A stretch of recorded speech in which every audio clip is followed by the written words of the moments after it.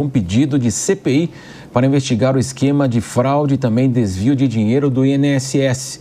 O governo federal estuda agora como ressarcir os prejuízos financeiros causados aos aposentados. E para entender também todos os desdobramentos dessa história, estamos agora com o especialista em direito previdenciário, Marcos Polizésico, que vai conversar conosco agora. Muito bom dia, desculpa aí se eu não pronunciei corretamente o nome do senhor, mas de qualquer forma, seja bem-vindo aqui à programação da Jovem Pan. E diante desse escândalo aí, fica também uma questão, quem vai pagar essa conta? Será que nós, novamente, pagando nossos impostos, ou as entidades que estão ligadas diretamente aí com esse desvio? Muito bom dia ao senhor. Muito bom dia, Marcelo, Patrícia, todos que nos acompanham aqui pela Jovem Pan. Marcos Polizésico, quase acertou, mas está no caminho, está correto. Bom dia. Bom, vem um momento mais do que certo, né, esse pedido de CPI. Precisamos ter em mente que o INSS é um órgão público e, como tal, ele vem da arrecadação dos trabalhadores que, ao longo aí da sua vida profissional, contribuem para que obtenham uma aposentadoria e outros benefícios também, não só aposentadoria, mas como esse caso específico, ele aponta, ele vem de um desconto, que estão chamando de desconto indevido, que na minha visão não é um desconto indevido, é um roubo mesmo, porque desconto indevido é quando você não tem a intenção de praticar aquele desconto e ele é praticado indevidamente, erroneamente. Nesse caso não, nesse caso já foi comprovado que esses descontos eles eram sim contra a vontade do aposentado, né, ou seja, do beneficiário, era realizado por muitas vezes de forma fraudulenta, com assinaturas que foram cooptadas de forma fraudulenta, e exatamente agora vem essa questão, né, para quem que vai ficar a conta?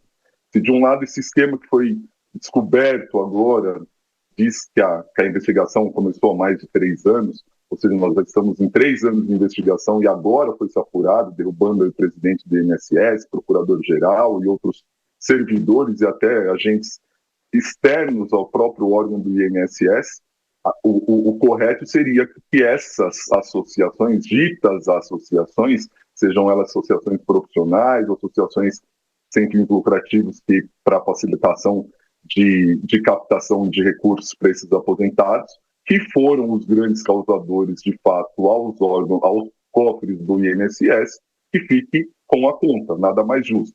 Mas isto, justo pedido hoje do nosso legislativo, essa instauração da CPI vai, de fato, se apurar de quem foi esse erro, né? Então, a gente fica numa expectativa muito grande para saber se nós mesmos iremos pagar, como o presidente Lula havia falado no passado, ou se serão descontados cobrados dessas outras instituições que também estão presentes nesse rombo. Para além desse desvio, professor, o INSS é a instituição mais processada hoje do governo federal. Isso se deve a quê, hein? É curioso isso, né? Se a gente pensar no INSS, ele é um órgão que não é muito antigo. Ele foi fundado no ano de 1990, da fusão do INPS, do antigo do INPS com o IAPS, e aí a gente chegou ao INSS. E mais curioso ainda que desde aquela época já se falava em fraudes milionárias. Quem vai se recordar do caso da doutora Georgina de Freitas, que foi considerada até hoje em dia a maior fraudadora do INSS. Então, ao longo desses 30 anos de existência do INSS, inúmeras tentativas e inúmeras conclusões de fraude foram constatadas.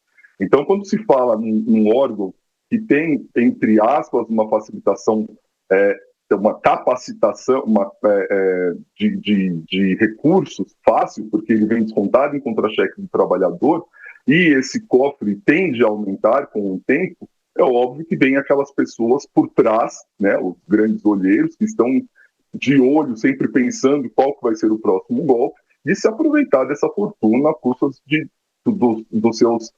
dos seus trabalhadores, dos seus segurados, né, que foram os grandes contribuintes ao longo desse tempo todo. E as ações que versam sobre o INSS, ela tem de inúmeras formas, ou seja, você tem desde desconto indevido, ou então de uma aposentadoria que ela é irregular, ou então de uma atualização que não foi certa. Então, são várias ações nesse sentido, de natureza, às vezes, individual, que acaba aumentando aí essa análise, essa percepção de termos um grande número de ações. Marcos, agora a pergunta dos nossos comentaristas, a Deise Tchocari e também o Cristiano Vilela. Começa com você, Deise. Marcos, essas recentes revelações aí, elas mostraram que tinham sindicatos e entidades conveniadas envolvidas, né? A minha pergunta é se o senhor acha que a CPI ela vai conseguir quebrar os interesses da máquina pública que estão envolvidos nessas fraudes, ou se continua essa blindagem da máquina estatal, ela vai continuar. É possível que essa CPI consiga realmente entrar nessa máquina estatal que é blindada há tantos anos, como o senhor até mencionou, citando o caso aqui da Georgina? Sim, é possível, e esse é uma das grandes intenções, né? Ou seja, se quebrando essa abertura, se quebrando esse escudo que foi feito, né? Ou seja, a gente entra, na verdade, nas entranhas ali do órgão para verificar se houve erro de dentro do órgão, de dentro dos servidores, se houve erro de conduta, de percepção, ou seja, se foram feitas vistas grossas, se houve outros participantes, porque até então nós estamos falando do presidente, do procurador-geral e poucos serventuários. Mas qual que é a extensão? Porque não é possível que durante 3 anos, mais de 6 bilhões, teve um número agora essa semana que foi divulgado, provavelmente pode chegar a 8 bilhões nos valores em descontos indevidos, né? Porque esses valores eles foram feitos com base nos dados que o Ministério Público tinham, pelos ACTs, com algumas instituições que tinham firmado esse acordo. Agora, existem outras entidades que não fizeram parte desse estudo, dessa investigação. E essa CPI, ela vem exatamente para isso, ou seja, para fiscalizar também, não fiscalizar, mas de atuar juntamente com o Ministério Público e Polícia Federal na própria investigação, para ir mais a fundo até onde se chega, né? Porque ainda está muito superficial. Foram identificados apenas 6 autores, possíveis autores, mas é muito provável que vai ter um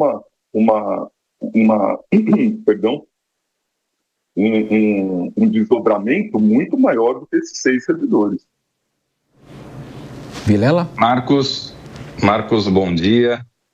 Muito se fala nos últimos tempos sobre aspectos negativos do INSS, da Previdência, seja eventuais dificuldades na aposentadoria, seja dificuldades do ponto de vista financeiro, de manutenção na estrutura previdenciária, escândalos como esse agora, que tem causado aí uma grande presença na imprensa, uma grande força em termos da sociedade como um todo. É um tema que chama a atenção de todo mundo. Na sua visão enquanto especialista, existe algo que pode ser feito para, de alguma forma, melhorar, modernizar a estrutura previdenciária no Brasil? A estrutura previdenciária hoje ela é antiquada em relação aos avanços que a sociedade, que a tecnologia tem ao longo dos últimos anos? Olha, é uma questão muito curiosa, porque ao mesmo tempo que a gente fala de um sistema antigo, ele ainda acaba sendo um dos sistemas mais atuais do mundo, por incrível que pareça. Né? A questão da nossa seguridade hoje ela é importante, sem sombra de dúvida. A questão é que hoje não se acompanha a forma, como você bem está trazendo para nós, a nova forma de trabalho que vem sendo realizados. Né? Então, quando a gente fala dessas novas formas de trabalho, que não aquelas empregadas única e exclusivamente pela CLT, ou seja, pela consolidação das leis de trabalho, ele se torna o quê? Deficitário. O grande X da questão não é com relação ao sistema em si da Seguridade Social, e sim da sua forma de custeio, sim da sua forma de arrecadação e de distribuição desses valores que são arrecadados. Por que se critica tanto? Porque, por um lado, você faz, enquanto um empregado registrado e através da CLT, óbvio, você vai ter descontos em seus vencimentos, e quando for usufruir dos benefícios da Seguridade Social, aqueles descontos que foram feitos ao longo dos seus 30, 35 anos de contribuição, eles não contribuem com a sua expectativa, eles não estão relacionados ao valor de pagamento que você contribuiu ao longo desses tempos. Então, a crítica é muito,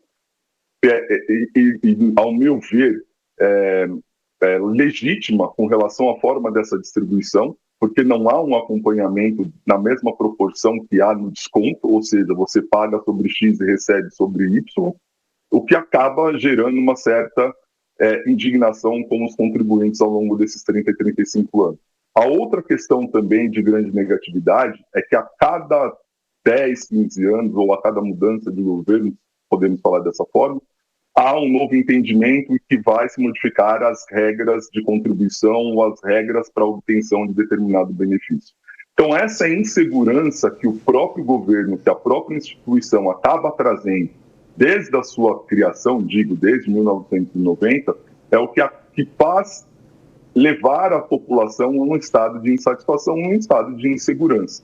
Né? Uma insegurança muito grande, porque como se percebe agora, provavelmente, se esses 6 bilhões eles terão que ser estornados para pagamento desses aposentados da própria conta do INSS, quem vai pagar?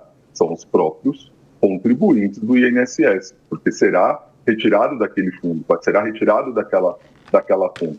Então, tudo isso faz com que, infelizmente, a imagem ela fica prejudicada, ela fica numa situação negativa perante todos, e ainda para piorar toda essa situação dos contribuintes, essas pessoas de má fé que vêm e fazem de tudo para cada vez mais identificar uma nova forma de golpe e se beneficiar também desse órgão. Marcos, o tema é tão grave mesmo, né, e mexe com tanta gente, como o senhor disse mesmo, porque existem já possibilidades de controle, né, de um rastreamento, quer dizer, tudo isso foi quebrado, né, de maneira deliberada, e nós chegamos aí a 6, 8 bilhões e vai saber se não existe mais coisa também por trás disso. Então, é isso que é grave, quer dizer, hoje a tecnologia avança, existem os controles e mesmo assim ainda acontece. Exato. Veja, de novo eu tenho focado muito nesse assunto. Cobrança indevida. Pessoal, o desconto indevido. Ao meu ver, não é um desconto indevido, é um roubo mesmo. Esse desconto que está sendo realizado na conta dos aposentados não foram autorizados por eles. Se não foram autorizados por eles, não tem que falar que é indevido esse desconto. Ele nunca existiu. A obrigação inicial nunca existiu. Isso é um furto, é um roubo. Ele está sendo violado ali nos seus rendimentos diretamente. É bonito falar em desconto indevido, mas a palavra correta que tem que se falar é um roubo. Né? E isso, infelizmente, é o que vem acontecendo. E não é de hoje, volto a dizer, são situações... Ainda eu estava vendo essa semana que o estado da Roraima, essa semana também teve uma operação da própria Polícia Federal investigando desvios com relação ao BPC lá dos venezuelanos, ou seja, cada dia que passa você tem aí novas quadrilhas, novas pessoas que estão com esse caráter de fraudar um dinheiro que entender ser fácil, que está à disposição fácil. Conversamos então com o advogado Marcos Polizezuc. Agora acertei, Marcos? Perfeito, Marcelo, é isso mesmo. Desculpa, a pronúncia inicial eu imaginei que estivesse errada, mas agora acertei. Muito obrigado pela participação do senhor aqui conosco neste Jornal da Manhã. Até a próxima, um bom dia ao senhor. Muito obrigado, Marcelo, Patrícia, Cristiano e Deise também que estiveram aqui há pouco com a gente. Um ótimo dia para vocês. Obrigado.